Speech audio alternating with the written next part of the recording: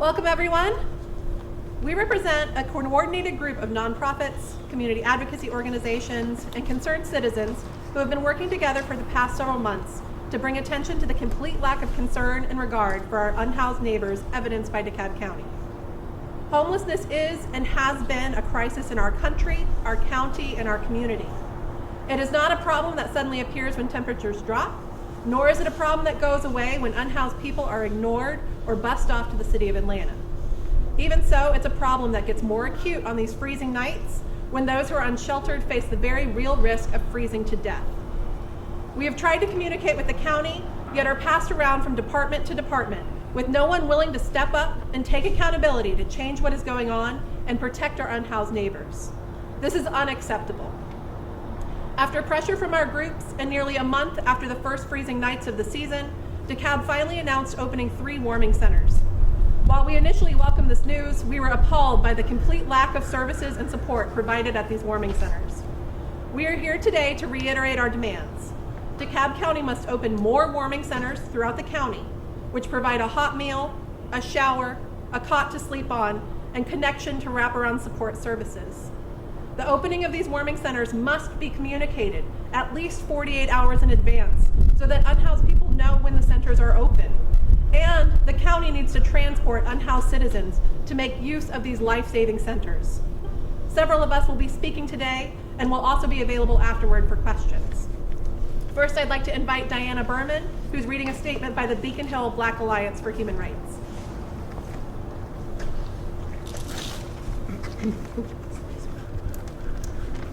Organizing in this community since 2015, the Beacon Hill Black Alliance for Human Rights empowers, advocates, educates, and organizes people of African descent affected by systemic racism and oppression on issues of equity in education, housing, and the legal system in the city of Decatur and surrounding communities. Our Equity and Housing Committee has been working to combat gentrification and to ensure affordable and accessible housing to residents of Decatur. For example, we supported the passing of the first mandatory inclusion zoning policy in the city.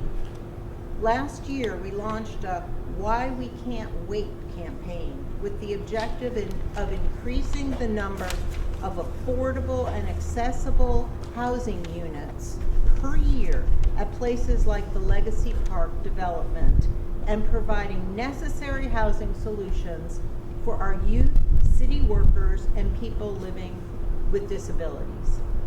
This past September, we helped to form a working group of concerned residents and organizations to address the issue of homelessness in the city and throughout the county after a Beacon Hill member noticed the increasing number of unhoused people in downtown Decatur.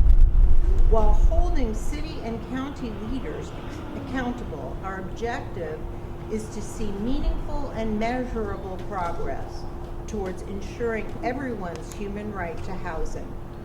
The recent opening of warming centers in DeKalb County does not fully meet the needs of the unhoused during what has been a frigid winter.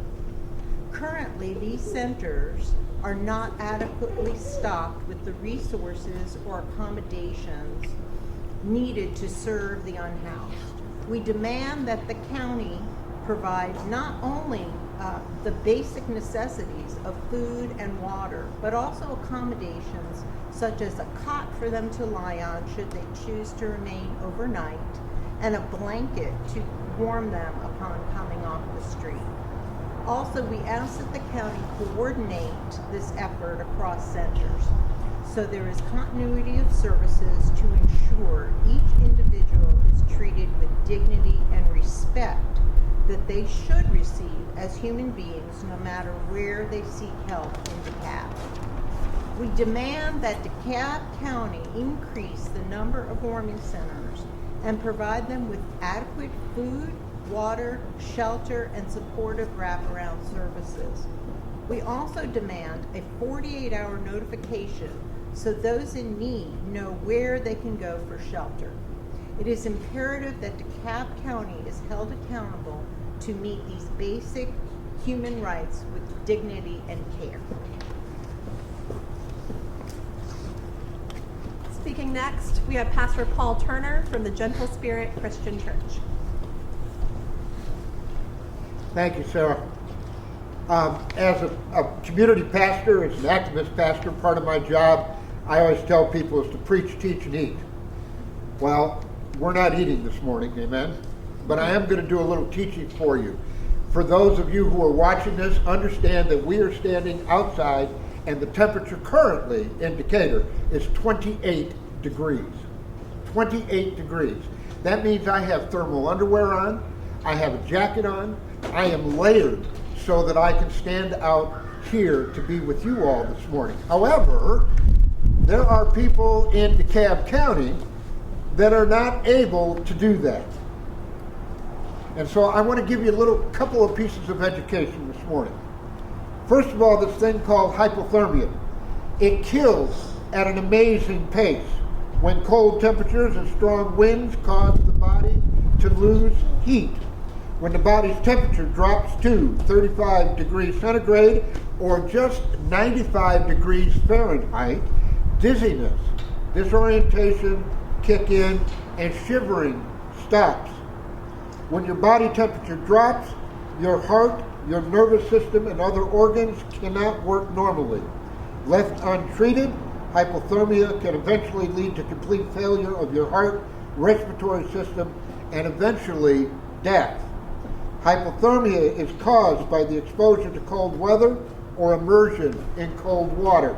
And by the way, I would remind our commissioners, it's been raining while it was cold too. Today's the first day that we've actually had some sunshine. Similarly, it is very painful to die due to hypothermia. Hypothermia occurs because the body is unable to maintain normal temperatures because of the exposure to cold. Water conducts heat 25 times more efficiently than air. So heat loss will be faster in water. But even so, here outside, 30 minutes for hypothermia to set in. And an hour or two to kill you if you don't have adequate covering or adequate shelter. Hypothermia is not painless. People do not just fall asleep. Weakness, confusion set in, body temperatures, as it begins to drop, your organs begin to become painful. There are people who are frozen to death that they've been found basically without clothes. Why? Because as the nerves start to freeze, they think they're on fire and they start to take their clothes off. Let me give you another fact. There are no full service shelters in DeKalb except one small shelter at Tucker Methodist, and they only take in their neighbors. They have told us, organizers, that they can't take any more people.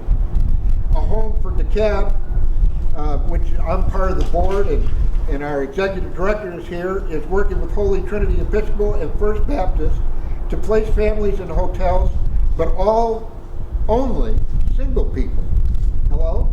Only single people. You understand then that there is a huge need amongst families because we've got families out there like we've never had before. Kids, think about this. We have a young child here today that's observing us today. But kids his age are out on the street in the cold. Fire stations now allow people to stay overnight.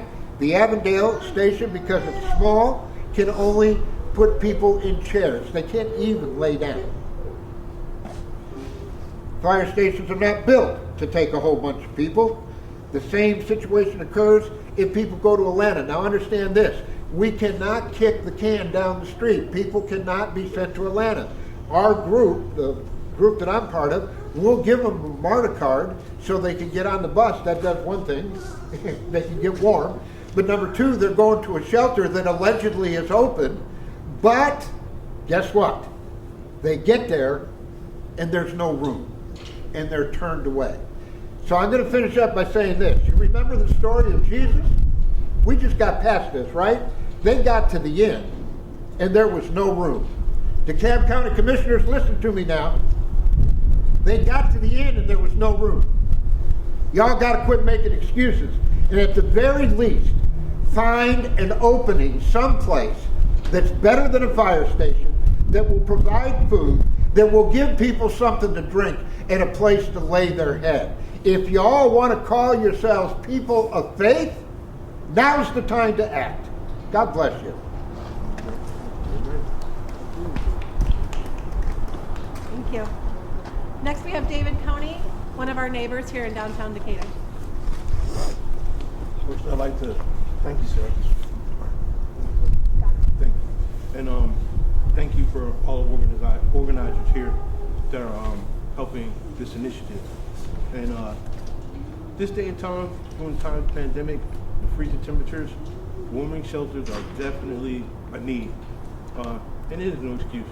It's no excuse to send people to Atlanta. The services in Atlanta usually aren't available when you get there. But as a party of homelessness and to know people that have been homeless, it's a forgotten community. I didn't prepare a speech. I just wanted to say thank you, and anything you can do to help give people a chance of hope, provide a warming center, it would be gratefully needed. Thank you. Thank you. We do have one other speaker who hopefully will get here by the time I'm done. If not, this is just another intersection of the disability community with the issues of housing and adequate housing and transportation. But I would like to read a statement on behalf of the Coalition for a Diverse Dekalb. My name is Dr. Sarah Patnod, and I'm honored to serve as the chair for the Coalition for a Diverse Dekalb, a grassroots community advocacy group focused on ensuring everyone in DeKalb County has a home they can afford. We believe that communities are strong when they are diverse, economically, racially, in age, and in ability. As the affordable housing crisis continues in DeKalb and Metro Atlanta, more and more of our neighbors are experiencing housing instability. The unhoused people we see on the streets are only the most visible manifestation of this crisis of homelessness. Those who are living on couches or doubled up with families, raising children in extended stay motels, and sleeping in their cars go unseen and unnoticed, but know that we see. That DeKalb County was caught with its pants down this winter in providing shelter for unhoused residents is completely unacceptable. Winter comes every year. Freezing nights come every year. DeKalb County has access to the same weather reports we do and has the ability and responsibility to act. When the COVID-19 crisis began, DeKalb County Community Development acted quickly to move unhoused folks off the streets and into safe hotels and apartments to halt the spread of the virus. Yet more than a month after we started calling out for the county for its inaction on warming centers, they still tell us that firehouse conference rooms without food, water, or a place to sleep are the best that they can do. We have found that county representatives at every turn are more concerned with avoiding responsibility and passing the buck than they are with the lives of people experiencing homelessness on our county streets. No one is willing to be accountable for taking action that is literally the difference between life and death. We are not going to accept the continued changes on the fringes of policy. DeKalb County must provide adequate services and warming shelters for our unhoused neighbors. DeKalb County must coordinate across the county, incorporated and unincorporated, to develop a comprehensive policy to address homelessness. DeKalb County must take action and stop passing the buck. CEO Michael Thurman is the Chief Executive Officer of DeKalb County. The buck stops with you, CEO Thurman. What are you going to do to stop DeKalb County residents from freezing to death on your streets? We are waiting for you. Thank you. We also have Ken Mitchell. Ken, how would you like to be known? Ken Mitchell. We have a couple of stairs. Would you like to come down the stairs? Sure. One to your right. My right, my other right. One to your right. There's the edge of the first stair. He likes to put his hand on his shoulder. Sure. So I'm going to come on your left side with my shoulder. There you go. I think I know you. And if you do one more stair, and now you're in front of the microphones and Oh, some cameras, I'm you're right on talking the right edge away. of the step. Yep. There you go, right there. Hello, everybody. You can take your mask off if you feel like. Yeah, I'll do that so you can understand me. So, my name is Ken Mitchell. I'm a veteran. for about 9 years. Combat veteran, person with a disability. And some of the things I wanted to talk to about today was veteran homelessness. You know, we have about, any given night, there's probably about 40 to 50,000 veterans that'll be sleeping on the street at any particular point in time. There's probably about 10% of the homeless populations are veterans. We know that 10% of the populations are not in the military. About 35 to 40% of the homeless veterans are people of color. Approximately 20% of those, check that, 90% of the homeless veterans are male. These statistics are have always been shocking to me because the incidence of homelessness is done by a few factors. And in our area, metro Atlanta area, northern Georgia, Georgia itself, is that the need for accessible, affordable housing. It's not the fact that, in my mind, that there are not places for veterans, or actually people, I shouldn't say just veterans, it's everybody, it's affordable accessible housing, that there's not places for them to stay or to live, is that we're not making those places available. Here in DeKalb County, we have been said that we're at a 0% homeless rate. That's what it says. But you can go out at any particular time, any particular moment, any particular evening, and find not only homeless veterans, but people who are homeless in DeKalb County and Metro Atlanta. So some of the things that we can do for this is that, one, making affordable social housing available. I almost said something about the Beltline, but I won't do that now because I'm not in the right place. But affordable accessible housing, and that doesn't mean affordable housing is housing that is at this rate $1,500 a month. If you only get a subsidy check of something $800 a month, it's difficult to make that turn. Also, we have supportive care is an issue for homeless veterans that we need to address. And actually, the most important thing that I can say is that the people who are using the service have to be part of making the services known, have to be part of developing the programs, have to be part of the decision making. And that is something we just don't see. We have agencies doing it, we have quote unquote professionals doing it, but we, the people who are experiencing the issues, have to be part of the solution. You see, we, people with disabilities, veterans, homelessness, we are the experts of our own lives. Thank you, guys.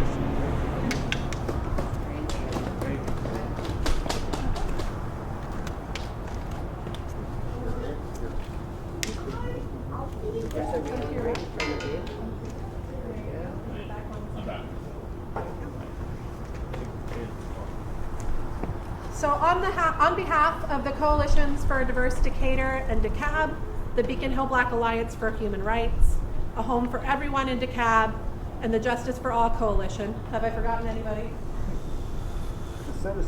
And the citizens of DeKalb County.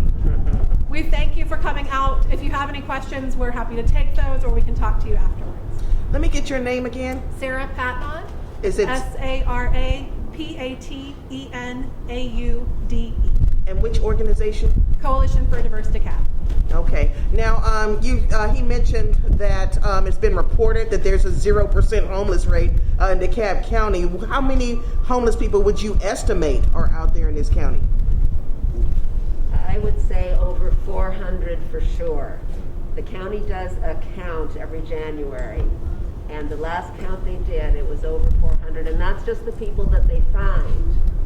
Right. That doesn't include people who are living in the extended stay motels, or their friend's couch, or are sleeping in their cars. Those are only the people that they find on that one night who are sleeping on the streets. Gotcha. Where does the money come from to get what you want? The shelter, the beds, the food, the staffing that would would have to happen. And how do you get the message to homeless people that might not have any media to see that message?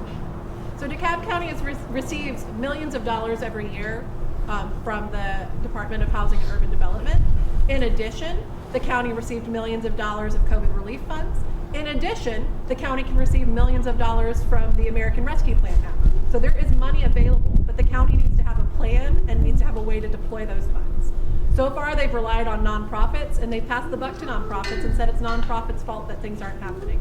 It's the county's job to make these things happen. And in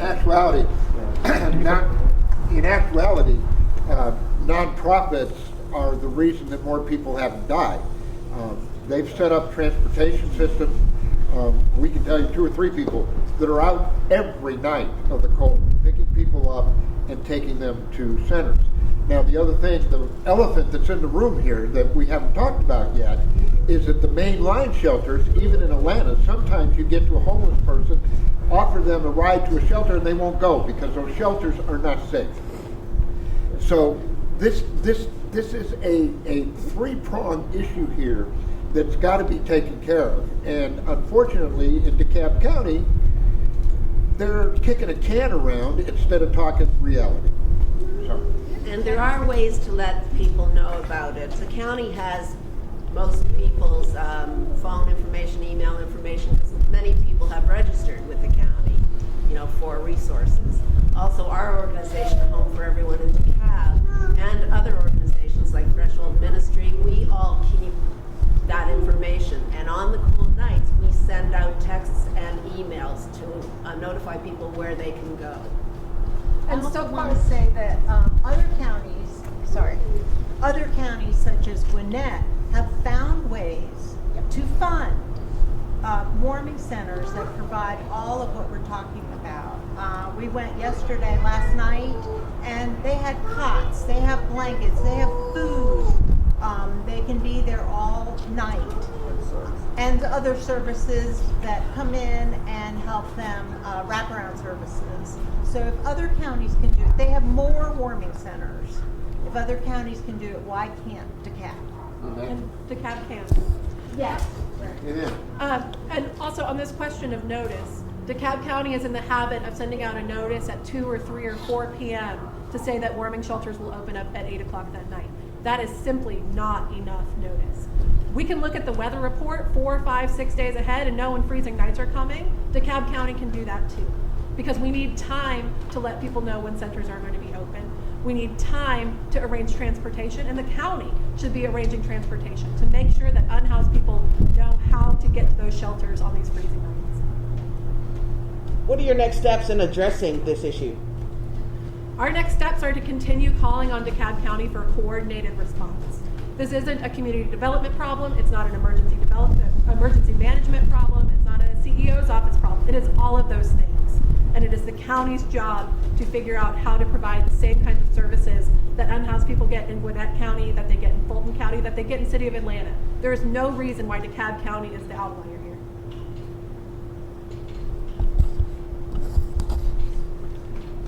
Well, thank you very much, everybody, and thank you all for coming Thank you. and making this message known. Thank you. Thank you.